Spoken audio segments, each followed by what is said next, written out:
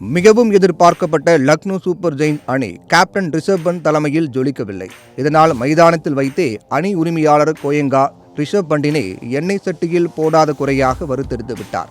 இது தொடர்பான புகைப்படங்கள் சமூக வலைதளங்களில் வைரலாக, இந்த கோயங்காவை முதல்ல தடை பண்ணுங்க என்று ரசிகர்கள் அவரை கழுவி ஊற்றி வருகின்றனர். இதற்கிடையில் 27 கோடிக்கு ஏலத்தில் எடுக்கப்பட்ட ரிஷப் பண்ட் விரைவில் கேப்டன் பதவியை விட்டு விலகுவார் என்று கூறப்படுகிறது. தோல்விக்கு பின்னர் மைதானத்தில் வைத்து தன்னை திட்ட வேண்டாம் என்று ரிஷப் பண்ட் ஆலோசகர் ஜாகிர் கான் மூலமாக தூது அனுப்பினாராம். ஆனால் கோயங்காவோ நன்றாக ஆடவில்லை என்றால் சொல்லத்தான் செய்வேன், என்னை மாற்றிக்கொள்ள முடியாது என்று ஒரே அடியாக மறுத்துவிட்டாராம். இதனால் ரிஷப் நிலைமை தற்போது கம்பி மேல் நடப்பது போல் டேஞ்சராக மாறியுள்ளது. ரிஷப் பண்டிற்கு பதிலாக பவர் ஹிட்டர் நிக்கோலஸ் புரானை கேப்டனாக்கி விடலாம் என்று கோயங்கா பிளான் செய்து விட்டாராம். எனவே விரைவில் லக்னோ அணியில் ஒரு கேப்டன் மாற்றம் இருக்கலாம் என்று எதிர்பார்க்கப்படுகிறது. முன்னதாக ரிஷப் பண்டினை ஏலத்தில் எடுத்தபோது அவரை வைத்து 5 IPL கோப்பைகளை வெல்வோம் என்று கோயங்கா பேட்டியளித்தார் என்பது குறிப்பிடத்தக்கது.